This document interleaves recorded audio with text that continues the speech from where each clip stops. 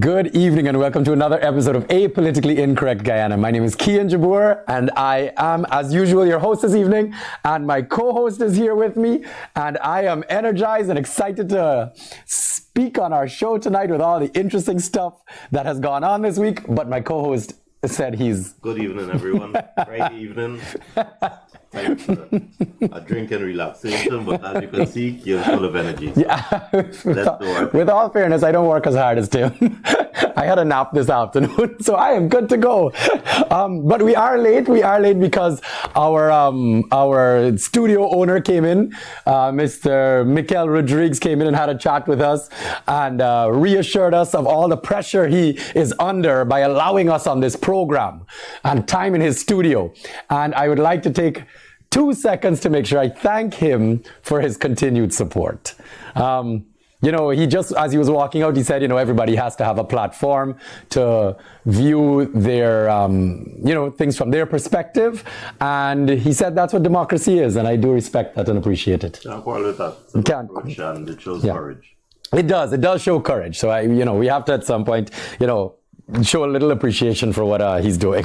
Our views may not always align, but who does? Tim and I quarrel all the time. So, all right, we are moving ahead with a busy week in Guyana. It's been a tough week and a bad week. A lot of crime, some deaths, some drugs. It seems as if we found the worst of us for the week. But seriously, we gotta go through it. We gotta analyze it. We have found. This is probably, I remember it was Saturday, I think somebody said it as the worst 24 hours we've had since the rigging of 2020. Guyanese have been saying we've hit rock bottom for the years. We just keep finding a flipping trench over here. With that... I had blackout at my office in the middle of Central Georgetown. I mean, how did that happen? We have 2 power ships. We have 14 plus million, and I'm sure I'm forgetting the exact number of generators that were purchased. We had generators purchased in 2020 when this government first took office. It was ordered by the previous government. So that is 2 sets of generators over 4 years and 2 power ships. There has been some indication that they listened to you and they showed up here. So maybe they will listen to our suggestion that it's time to start buying electricity from private generators to give private folks, private enterprises an opportunity to generate under contract to supply to GPL. It will increase efficiency and reliability. And that's all we want, efficiency and reliability. Okay. I keep hearing everyone in the public state over and over and over, there is no opposition, which is why we are where we are. And the opposition that does exist doesn't offer any solutions, and they have no plans. I would like to state right here at the beginning of this program, our plan to fix GPL is to privatize it. Okay? And for the government to be the regulating body, and for private companies to work around the country in different sectors. We'll split the country up and allow private companies to give citizens power in those areas. Yeah? Yep. Simple. There is a solution. There is a problem that we're all facing every day, and there is a solution for it. Okay? Rather than this nonsense that's continuing with GPL, as a matter of fact, let me just make something else clear. Mr. Jonas, I'm not sure you're aware of this. It wasn't part of our show today, but do you know that the gas to energy project had stopped, like completely halted between November of last year to February of this year? I'd heard rumors that there were delays and there was threats of litigation and that kind of thing. I don't know the details, but I do know that Exxon long ago had probably announced they did what they were supposed to do. Correct.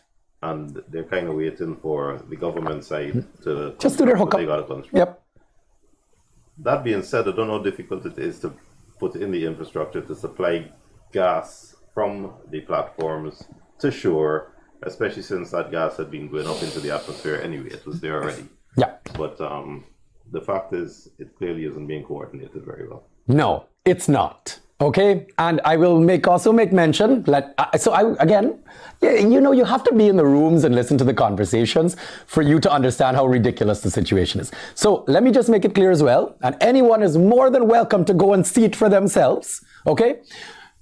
There is not even a structure built yet in the entire gas to energy project.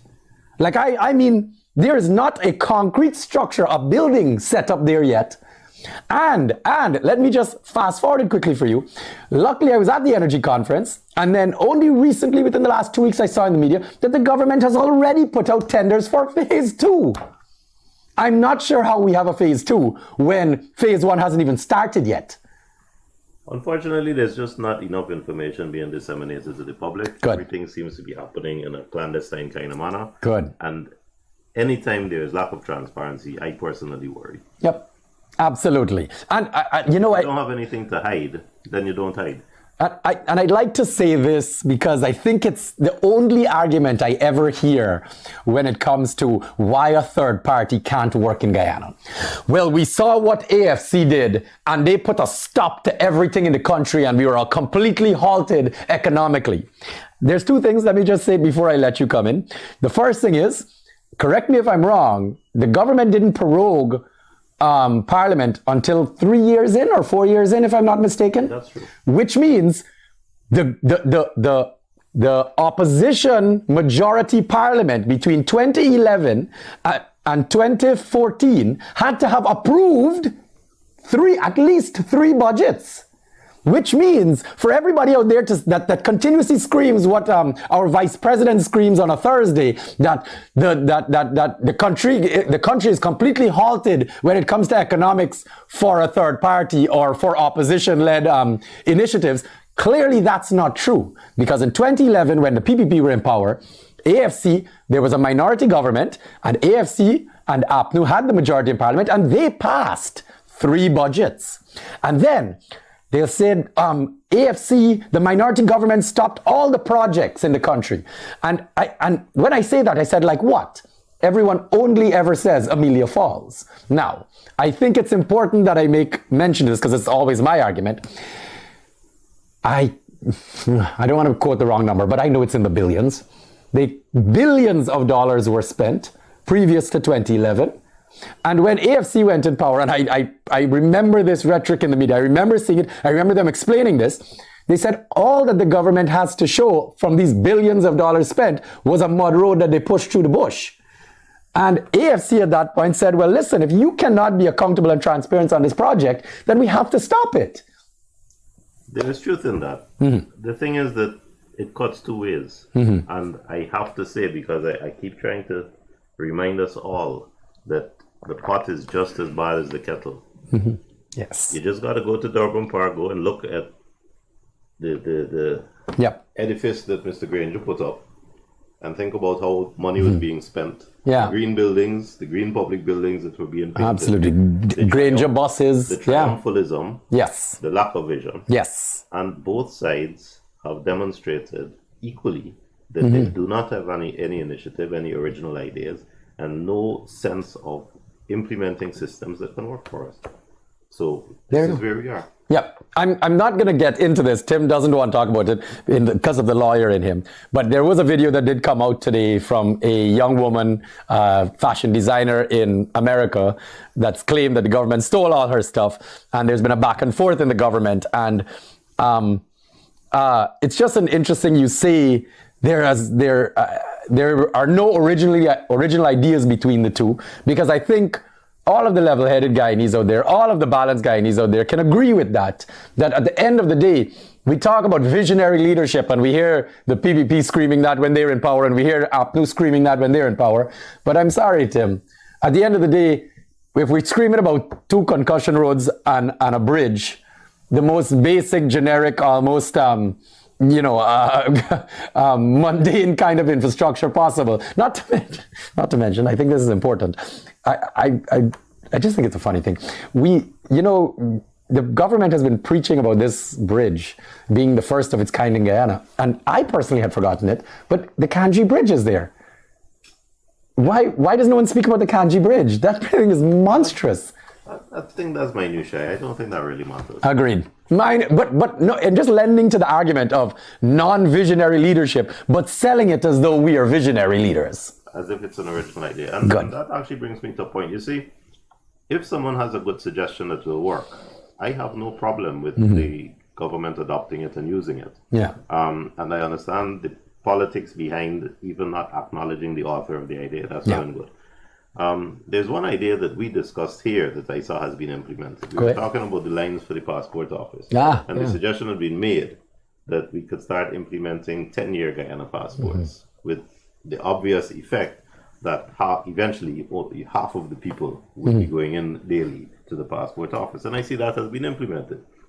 Now, power to them. The problem with that is that the result will only be felt very gradually because right now, 100% of Guyanese continue to have 5-year passports. Yeah. What I'd like to suggest to the government is that in the interim, anyone who has a 5-year passport and is going in now, if they go in before it expires, there can be established a quick stamp that gives it an automatic 5-year extension. So that in the interim, while 10-year passports are being issued, Right. if you've got a 5-year, you go and get your extension very, very quickly. And in the meantime, the 10 years are coming in and Simple. coming on board gradually so that you get the benefit immediately. Right now, if you just implement 10-year passports for the passports going forward, you won't get the benefit and the long lines will continue. Absolutely. So that's a suggestion. Hopefully somebody will take it. Hopefully, guys. Tim, I know we have a show. I want to drift off topic here because I think this is super important we talk about it. You know, we've been doing this show for a little while now, okay? And we have been watching, I always, you know, while the show is going on, I'm always kind of monitoring the comments and stuff on the page.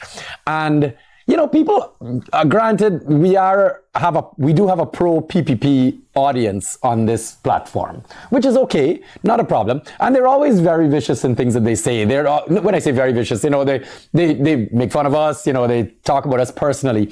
And I'd like to make mention to, the reason I'm bringing this up is, over the last couple of weeks, we've been listening to our vice president at his weekly press conferences on Thursdays.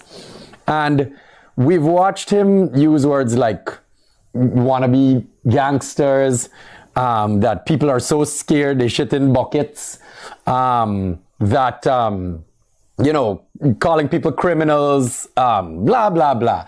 And it has really, I think, pushed the whole narrative of discourse in a very negative way when it comes to talking about political matters or how people are speaking in society. Bear in mind, our vice president, Barry Jagdeo, is essentially, well, is the leader of the largest political party in the country, all right? And they have hundreds of thousands of followers, people that believe in him. And the comments that he's been making recently, I've been finding, you know, have been much more degrading and deteriorating and almost insulting than anything else that has been said previously over the last little while. And why that's happening is not what I want this conversation to be about. You can move it there. But you know, for everybody watching, I'd like you guys to just go onto the page here, go through the comments, and you can really see how nasty the PPP followers, with their fake accounts, etc., are turning these comments into. And I say that because I'm pointing this out now because you can see the direct correlation from his commentary degrading to this commentary degrading now. Well, you know, I think that we got to remember that historically, Guyanese, we as a people, we usually say it as it is. We are not very good at being diplomatic. And that is one of the reasons why disputes escalate into violence so easily on the road and that kind of thing. There is no middle ground and there's no calm, rational approach to a dispute. We see it in our parliament. We see it in the custode in parliament and the comments that happen across the aisle. What's sad about it is that that's what our children learn. Yeah. So we teach that to the next generation, and they grow up believing that that's the norm. They grow up, and the people that we expect them to look up to and that they should be trying to emulate are people that are demonstrating they're no better. Yeah. And I see a comment by somebody, Kesh Sharma or something, a troll, obviously. Yeah. But I wonder how this person, male or female or whoever it is, sleeps at night. I don't go on to a show if I don't want to hear what's being said. But to go on to a show just specifically for the purpose of throwing insults means you have nothing better to do, really. But what it is somebody who is paid, somebody who has a motive, and somebody who has nothing constructive to add to the conversation, to the discourse, nothing to contribute, nothing meaningful to make you think. Yeah. It's just destructive. Yeah. Unfortunately, that's the kind of people that we're saddled with. And fortunately on both for sides, us, on both sides. Fortunately for us, the people who have rejected the two large parties are the more thoughtful, thinking, contemplative people who see the problems and are looking for solutions to the problems. And that is part of the reason that they are rejecting the two large parties. So interestingly enough, I don't think that the trolls get traction because they don't persuade anybody. They don't distract anybody. But what they do is they reinforce the ugliness of the two parties and the ugliness of that core, which is intractable and will go to any lengths. And that alienates that middle ground, that thinking middle ground of professionals and urban thinkers and academics and people that you really want on site. So it's all well and good. Yeah. I think it's more money wasted, quite frankly. Agreed. And, I'll say this with the utmost confidence. And again, let me do the PPP another favor. I don't think they fully have realized that this type of commentary for the 100+ people, at the end of the week, we have 20, 30, 40,000 people that watch this show. And then many of them go through the comments. I don't think they have realized that they're not doing their party any good. And the people that are sitting on the fence, the people that are independent thinkers, the people that are, struggling to make it by every day and determining whether or not this government is better than the last, or the system of governance is working, or what's best for their families, they're the ones that read this and sit down and go, I don't know how I can morally support a party that has people I don't think they'll be motivated by the intellectually uplifting comments of the characters like Kesh Sharma.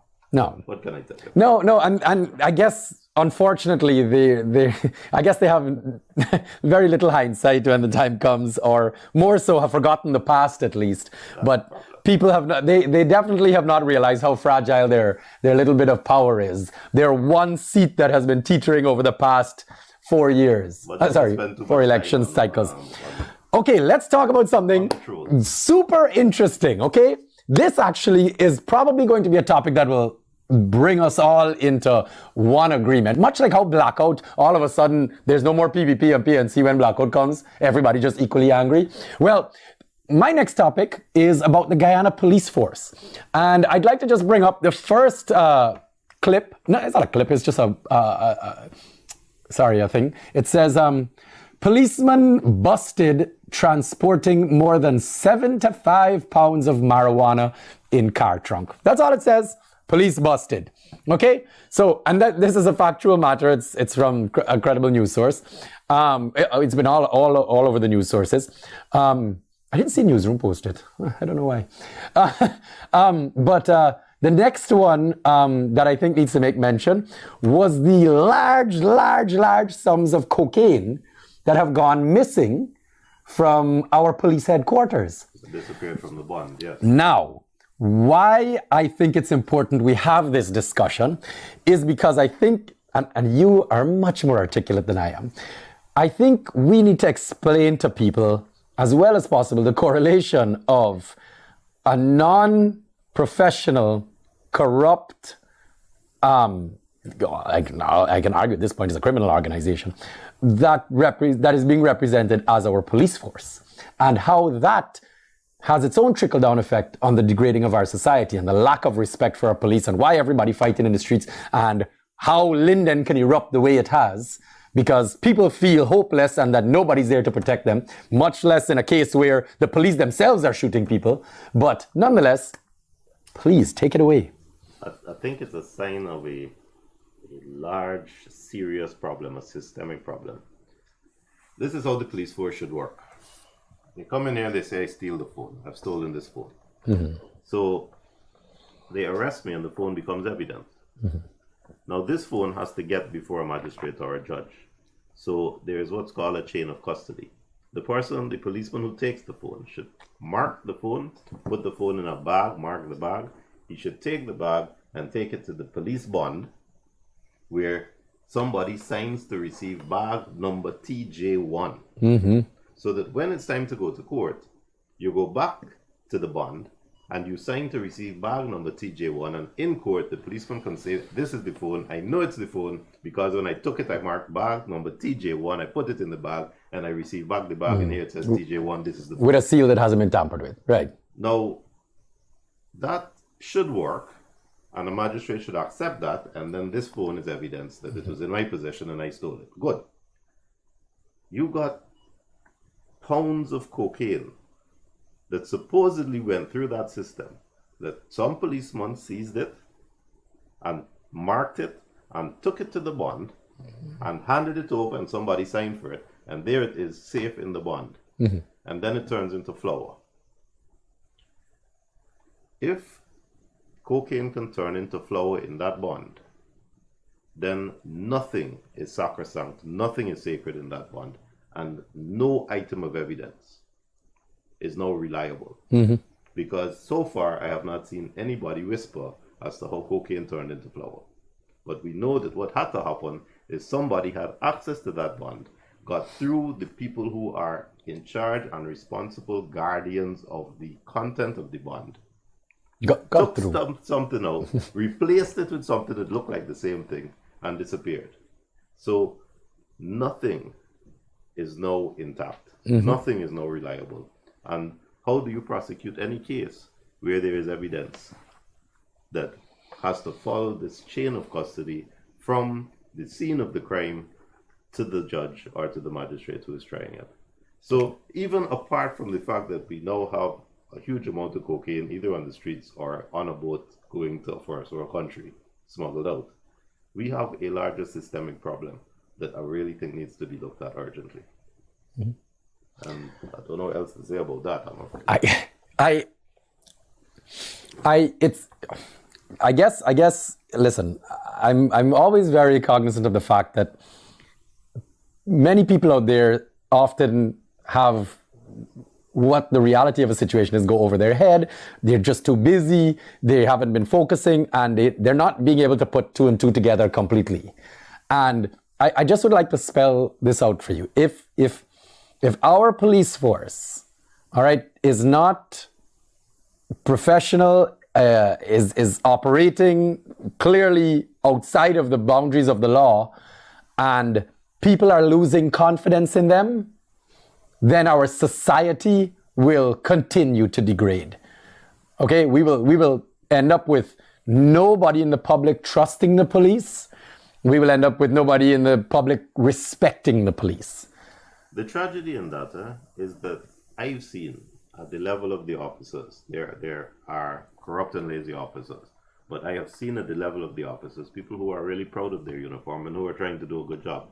And they know they're in a system that's rotten. And they know that if they appear to be too defiant, their upward mobility in the police force is hampered. They know this, and yet they're trying their best to do a good job. And that has to be soul destroying.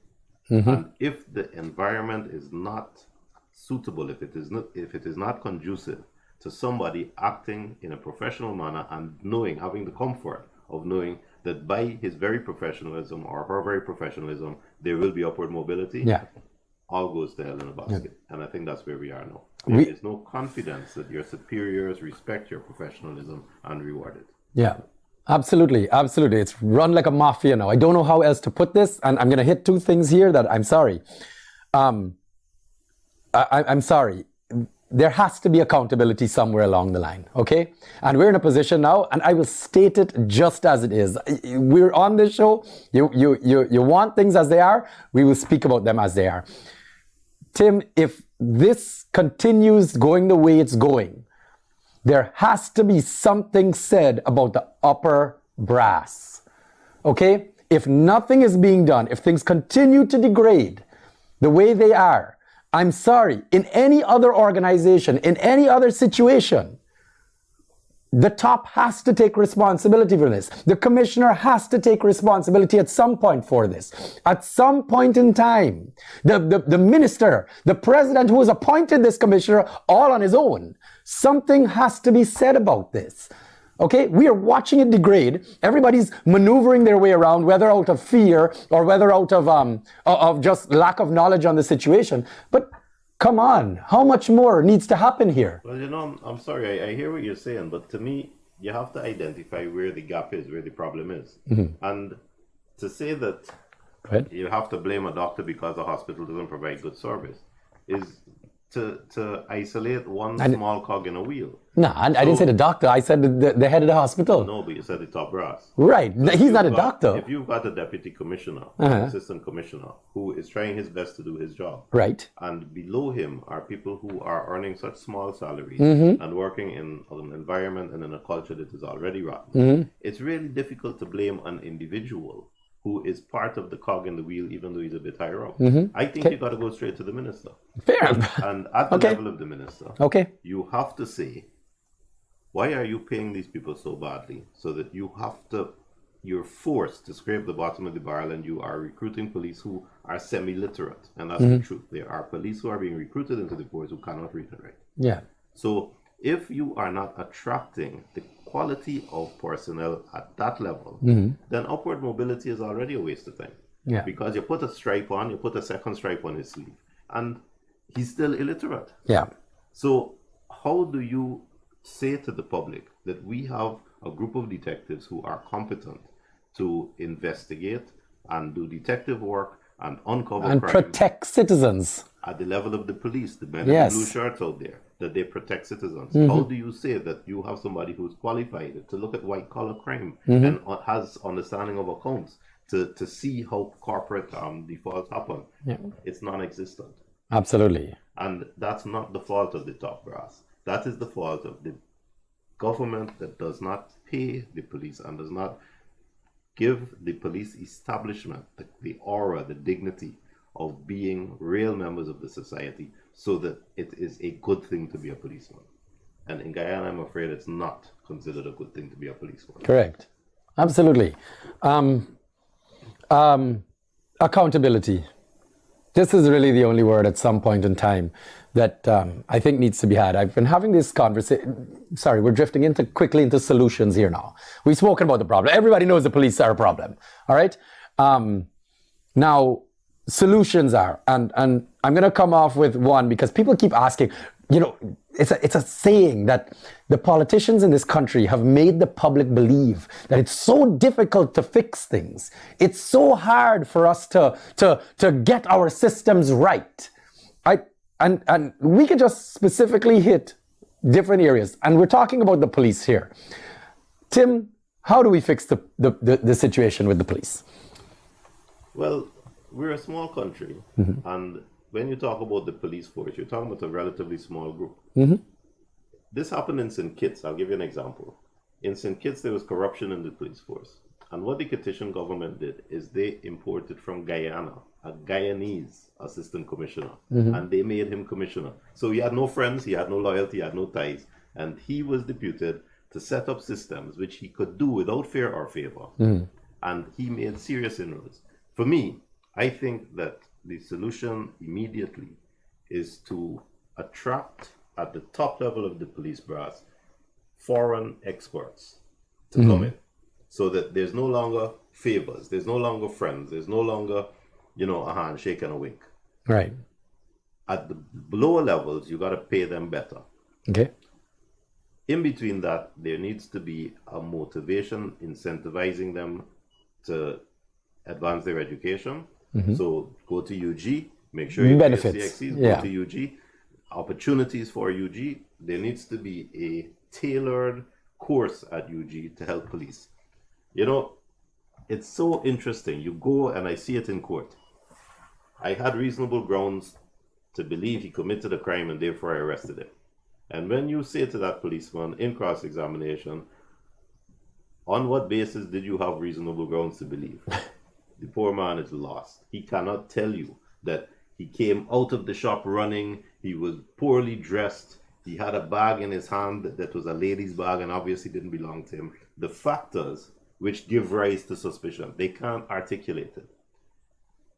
If we can establish some courses at universities, so some law, some literature, some economics, that encourage them to articulate, encourage them to think logically and express their views in a rational way that is understood, you will see better detective work and you will see better operation at the prosecutorial level, and you will see more convictions.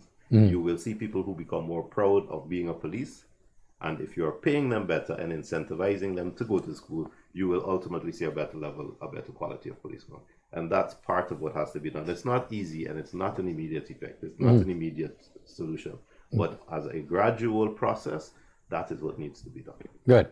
Let's absolutely on the training and the paying and the actual daily runnings and workings of our police force. Now, can you make a comment on the politicizing of the commissioner of police? That's difficult. You see, on both sides, the PNC in their day and the PPP in their day always try to control the police. It's in their interest because part of governance in Guyana is the ability to weaponize the institutions of the state to use them for your own benefit. And we've said it so many times that when the PNC was in power, you saw Roger Luncheon charged, you saw Ashley Singh, Winston Brassington, you saw Irfan Ali charged with various things because the police had been weaponized by the PNC government. You saw it again after the PPP came into power. So James Bond and others charged. Yeah. Winston Jordan. I mean, even right now we were watching the Mohammed situation, but go on. With the GRA. Yes. So you see the weaponization of the arms of the state, the institutions of the state by the government. It is therefore in their interest to keep those people at the top of those different areas under very close to them, and they do it. And the thing is that everybody, and this isn't a bad thing, this is a good thing, everybody's upwardly mobile, everybody wants a promotion, everybody wants to get ahead. And in every single office, you know, in order to get ahead, you got to show loyalty to the government. So when the government changes, people whose stars were soaring suddenly find themselves in the abyss, and people who previously were not even thought of suddenly see themselves brought to prominence because of that perception that they are loyal to this government rather than that government. Right. That's got to stop. The only way for it to stop is for an opposition-controlled parliament to be implementing laws that regulate and monitor how people are appointed, how people are promoted, and to create a serious wall between the politicians and the bureaucrats, the professionals who are doing the work in the society. Good. Very good. I hope that's clear as day. I don't even need to touch it because what I want to do is I want to move on to our next topic, which, Tim, I can't explain how over the last week we have watched our society degrade, and I think this is probably one of the worst signs of a degrading society. Again, not as an isolated situation, but what has been continuously ongoing. Robbie, it is the Gallican clip. I don't get clip, it's the picture. It says, the latest on it is this murder suspect, Mr. Gallican, is to face court next week. This is just the latest update. So he's in hospital at the moment, and just to understand the entire situation, this is a man that has a security company license. This is a man that is a contractor, and I can say this because I've had personal dealings with the situation. He is a contractor that the Ministry of Housing, up to 2 months ago, gave a very close person, the Ministry of Housing gave the very close person of my friend his number to say, you need to contact Mr. Khan, as he is one of our contractors to build houses for the ministry.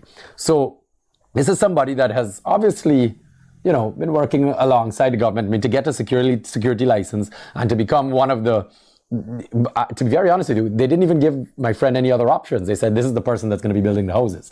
So again, this person obviously has been working very closely with the government. Now, as of, I think it was Saturday it had occurred, he had showed up at his ex-girlfriend's house, from what I understand.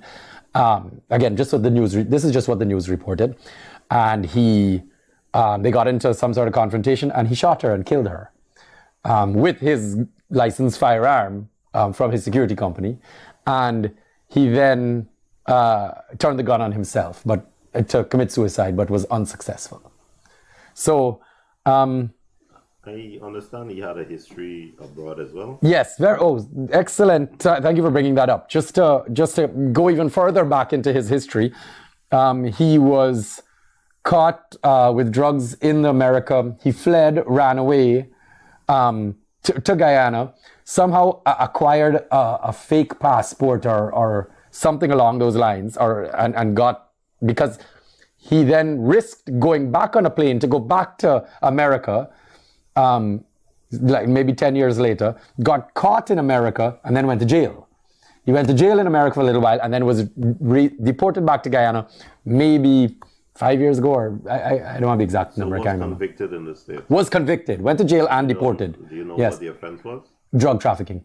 And then was deported. And then was deported. Okay. Well, if that history is true, you know, we talked about the disease in this country, about domestic violence. And in the last 2 weeks, we've seen videos of one man killing his wife with a gun on social media. And now we've heard about this incident, another man killing his partner with a gun. I don't know how when you try to shoot yourself you miss, but I'm not going to get into that. So we talked about the disease of domestic violence, and we are seeing the evidence of it all every single day. We are a violent society, and we get it from childhood. When we abuse our children see fathers abusing their wives, women brutalize their children, and it's just a vicious cycle. In Guyana, we have a system where somebody with a history of a conviction and criminal activity has access to firearm licenses and to run a security company.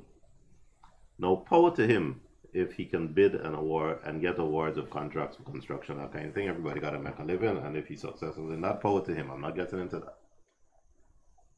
I've heard that a firearm license in Guyana costs $1.5 million.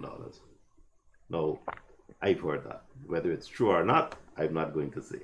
But for that kind of rumor to be able to be circulated, and when we see that all and sundry is walking around with a licensed firearm, people who are intoxicated, people who come out of their vehicles after an accident and pulling out handguns, people who are shooting their spouse.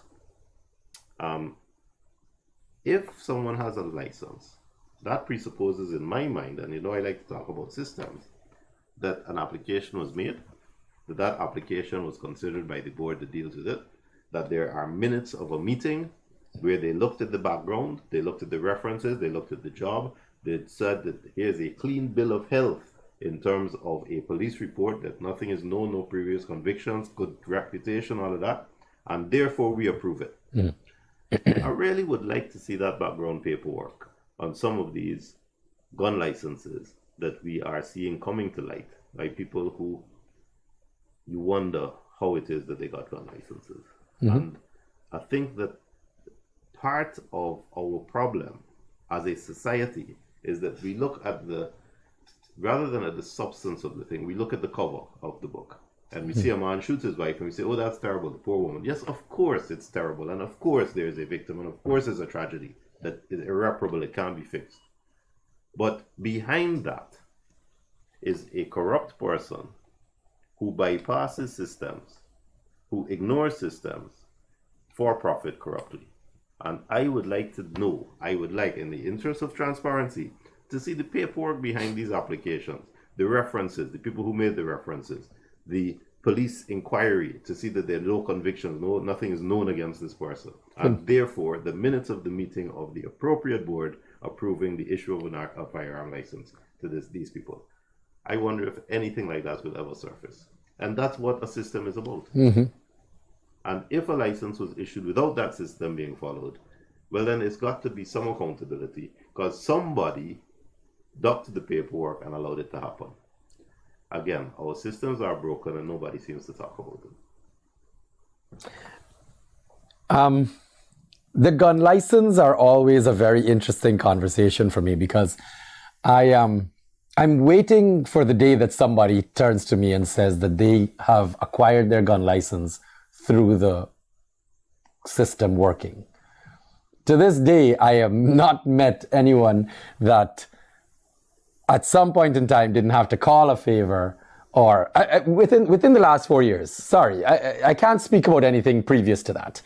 But I can tell you within the last 4 years, getting a gun license, again, and I know you don't need to prove it, and I definitely don't need to prove it because those out there know, nobody's getting a gun license without paying their money, okay? We know that. Say it how you want, twist or turn it. You could call it a rumor. I am not, we're just saying it as it is. Now, back to systems, which guys hate to speak about because it's boring. It's boring. It's boring. But when you see somebody shot on social media Yes. and you see a life lost, that's not boring. No. So we talk about that and how sad it is and how terrible and how intoxicated and how we letting people drink and all of that. And nobody wants to talk about the real managerial, management level, background, administrative work that goes into fixing the problem. Mm-hmm. Somebody needed to apply for a firearm license and somebody needed to receive that application, tick off all the boxes and say, this is approved, this is somebody we can trust with a gun. Right. And it didn't happen. Right. That's simple. Yep. And I'm going back, and I'm sorry, I'm not sorry at all. I'm going back to the politicizing, Tim. Tim, you and I both know, just like our listeners out there that have had the experience, nobody ain't getting a gun license without the top brass approving it. Okay? Nobody ain't getting, and I have been in too many situations now to the point where it's comical, where I've seen high-level politicians make one phone call and people are given their gun license. Okay? And I don't want to start turning this any up, way, or down. If people out there, especially those that are most taken aback by these types of situations of people killing each other with licensed firearms, you know, again, within the most recent times, 2 men killing their significant others. The fact of the matter is, if people out there are taken aback by that and not sitting and willing to listen to how the systems need to change and where accountability needs to be had, then at some point in time, you have to sit there and tell yourself you're not actually caring about, abuse or murder, okay? Because it's going to continue as long as the systems don't exist. And people, it goes back to our conversation, last week of taking accountability for yourself and your reaction and your output into these dynamics and into our society. You sit down there and you stay quiet. You sit down there and you try to, and I'm going to tell you this now. I'm not being harsh to anyone here. I'm not pointing fingers. I'm not being specific. But you're going to go out there and you're going to claim you're taking the streets. You're going to claim you're protesting, ensuring that justice is served because you need that individual person that committed the crime to be accountable for what they did. And not being concerned of how that entire situation came about by somebody who should not have had a gun in the first place, having one. You yourself are not being honest and true. You yourself are avoiding half of the issue and standing up, taking an emotional stance on the part that you've read that has brought up your emotions in the news. And I'm sorry, that's what it is.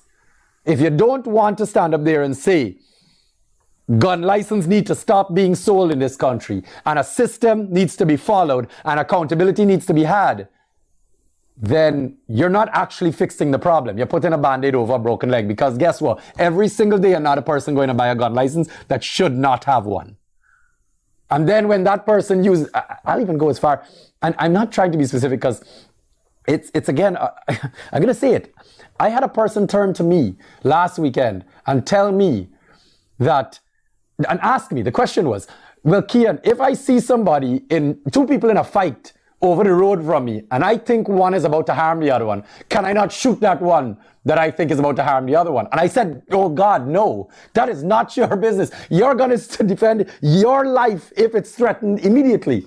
And this person looked at me and said, oh, I thought, part of our responsibility with having a firearm was to reduce crime. I said, you are not a policeman, nor are you Batman. You cannot, and I'm sorry, Tim.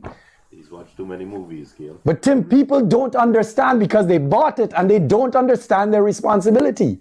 Well, that is part of the application process. So it already shows that the process has been bypassed. So I think the problem is large. But then go down the road. You see on social media the murder of the wife. And you then hear about a magistrate having to recuse herself from hearing the charge. So at every step of the process, you see that the system has been compromised, and we are comfortable to pursue a system that is compromised and to benefit from it. So you will see, and it happened last year when somebody else killed his wife, the family of the perpetrator trying to persuade the family of the victim not to present evidence and offering them money to get somebody off the hook. Or somebody reaches out to the judicial officer who has management trying to influence the result. Now, to me, that is as bad as the original crime, because that undermines the very fabric of the society. And if the system can be undermined like that, then we have no society. Let's give everybody guns and everybody shoot each other, because that's the only justice that you have. So to me, if that happened and if it was true, it is equally important to pursue that and to prosecute the people who tried to undermine the sanctity of the judiciary, try to undermine the judicial process and put them in jail. Because that is unforgivable. That is destroying our system in yet another way. All the way down to the police. They botched the crimes all the way to bribing the police, to not showing up in court, to tampering with evidence. Tim, the joke about this is we see these kinds of things on movies. And it's kind of, do we not realize how bad we are here? Is this blowing over everyone's head? What I'm hoping is that our discussion lends to a realization that the system is more important than the individual. And that if we can tighten our systems up and make our systems impervious to that kind of influence, that kind of maneuvering, we will get more just results and there will be more predictability in outcomes. Because the reason that people do what they do, the reason that people cuss their neighbors, the reason people have fight, the reasons people drive badly, the reasons people are violent, is there is a confidence that there is no accountability. Correct. And if there was equal confidence that the system would work and you will be punished for wrongdoing, there'd be much less wrongdoing. Yes, I say it every day. I cannot preach this more. And people, the biggest conversation that's always had out there when any, we see two police fighting, we see, abuse, we see people drinking and driving and knock down and kill somebody, we see, people speeding, whatever it is at the end of the day, and this is what all of us can agree on here, is when a society has no recourse for actions, no accountability, everybody feels they're above the law and thus can do anything they want.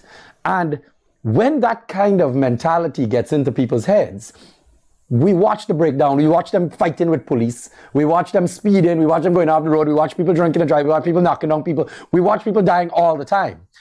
And now, when you look at them and you say, well, the starting point of this is to end the corruption, is to make sure that there is accountability at the police level for stopping them from taking bribes, for training them better to be more professional. And then everybody in society has to fall in from there. Because all of a sudden, I used to drink and drive. And oh my gosh, sorry, let me just use a perfect example. The cameras, the new speeding cameras we have. Sorry, completely missed the actual, all of a sudden now we got a whole bunch of people driving the perfect speed limit. Because our cameras are now put up, which I love, and guess what? All of y'all following the rules now. You used to break the rules because if you get catch, you can pay your way out. Full stop. Now you ain't got nobody to pay, your ticket coming to your door, and guess what? You slow your ass down. Of course, the next step is to make sure that the rules are fair. because I'm still seeing a 50 km an hour speed limit on a 4-lane highway. Yeah. It's not perfect, but it needs to be fixed. Yeah, but that's a wonderful example. I want to go back to what we started talking about. We've raised some real concerns here that we talked about. So we talked about violence. We talked about the breakdown in the system. We talked about the breakdown in acquiring firearms and the system that should be implemented and is bypassed. We talked about possible solutions of foreign experts coming in at the head of the police force and paying better. I wonder what Kesh Sharma has to say about these things. No. Because the trolls are there. Oh, man. Actually, you know, I know they're paid too. Sorry, guys, we're just going to finish up now. They've stopped talking. They stop halfway through the show, you know, every time. They don't talk. They just want the comments at the top. Yeah. All good. I don't know if people live with themselves. Yeah, this is their job. They get paid to do it. They ain't got no education. They're classless people. What do you want me to say? Because those comments are from classless people, whether they're paid to do it or not, by the way.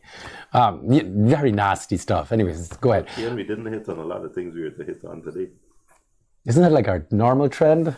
But you're tired. I want go ahead, say finish, please, take it away.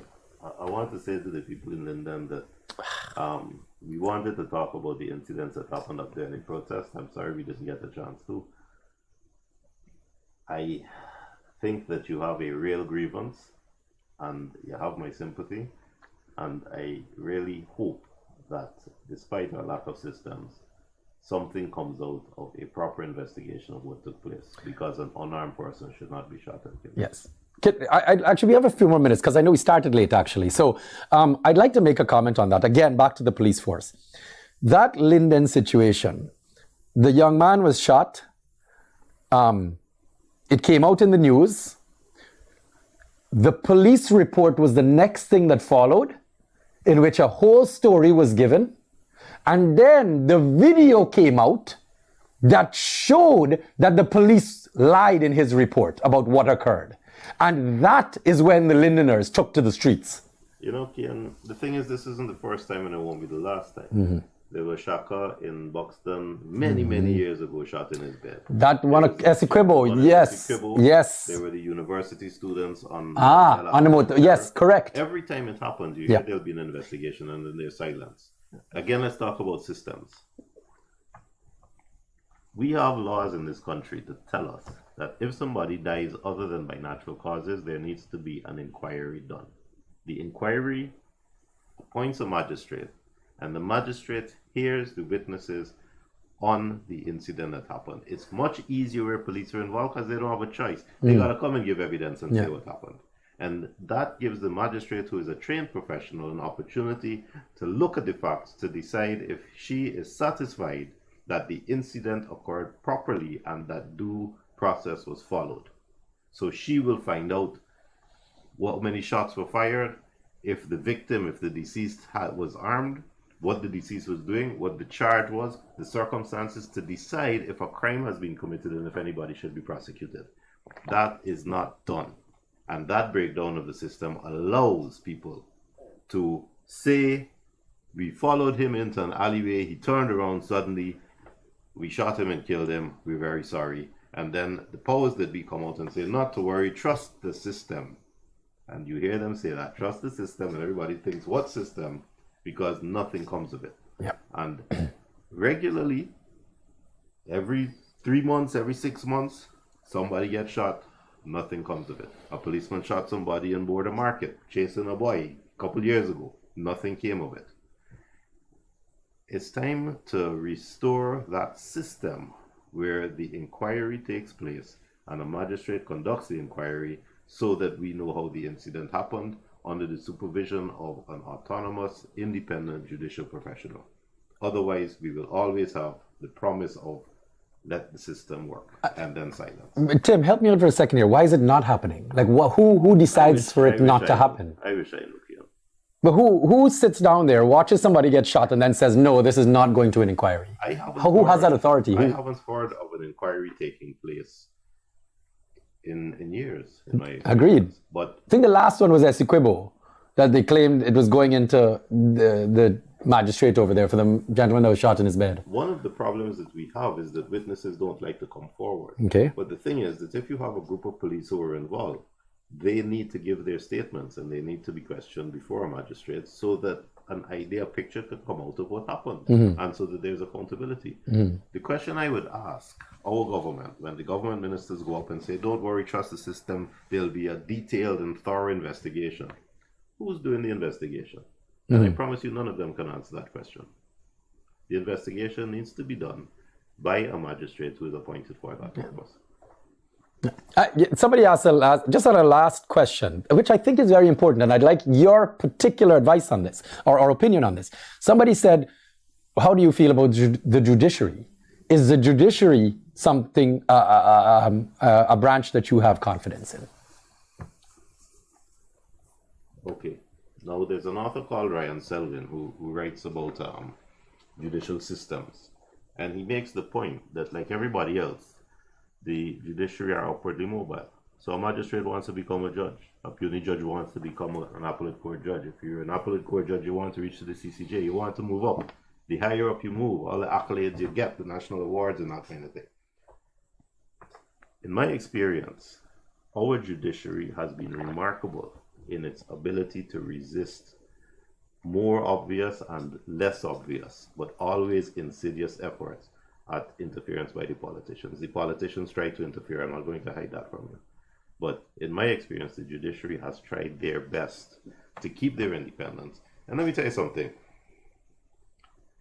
People don't trust lawyers. Well and good, because the truth is that the legal profession is a profession where you can do a lot of harm and you can do a lot of theft and you can cut a lot of corners. So it relies heavily on the personal integrity of the individuals who are in it. The judiciary is picked from lawyers who have good reputations, who have gone up, who have moved up. And so far, in my experience, with very, very few exceptions, our judiciary is intact and is reliable and trustworthy. Fortunately, a lot of the systems that you see that are so clandestine, our government's award contracts, how they're going to investigate the shooting in Linden now, that's done secretly, it's behind closed doors. A court, by its very system, by its very design, is in public. Anybody is allowed to go and sit down and see what's going on. Anybody is allowed to hear the evidence. The judge has to give a written decision at the end explaining what was going on and what he thought or what she thought. Because the process is transparent, the inherent safety guards, safety mechanisms are there and work. And that also helps to maintain the system. We have seen that the sloth, the delay in the system that used to take place has improved. But if you're going to ask me for my personal view, I think that one of the few institutions that is reliable in Guyana right now is the judiciary. Good. I agree. On that note, guys, we're just about to finish up. Funny enough, when I was in Rome, it was one of the, it's looked at as one of the, standards for democracy or birthplaces of democracy. And it was very interesting because that whole idea of it being completely public and open is really one of the founding pillars of the judiciary system. And it was just very interesting that you say, by its nature, it's open to the public and transparent. And that's how the rules are designed. And I just find that from the beginning of time, from when we know it, it's been that. And the Constitution says that anybody who's charged with an offense has a right to a hearing in public. And to be heard in his defense. And if he can't afford a lawyer, to get a lawyer appointed for him. The system is there to be open for everybody to see. Transparency is the enemy of corruption. Yes. All right, guys. On that note, we are fun over time. We're getting some very, angry looks from inside the room there. On that note, guys, thank you so much for joining us this evening. Sorry we didn't get to cover more. We're going to put in a petition with the Guyanese Critic page to extend our show to 2 hours. So sorry we're late today. Yeah. All right, guys, please be safe out there on the roads. Have a really wonderful weekend. Is Easter next week? Easter's next week. So then we don't have a show on Friday. It's Good Friday. Sorry, guys. So we're not going to be here next week. Please be very, very safe out there. It's a long weekend. Have a good time with your family. I know a lot of people are out of town. Fly your kites, enjoy yourself. Yes, and be safe on the roads. 2 people here that spend a lot of time in the bush. Please be careful on the roads. Every year we hear about people with... That's always. inexperience. Just be careful out there, guys, and no drinking and driving particularly. All right, on that note, guys, have a wonderful Easter, have a wonderful week. Take care.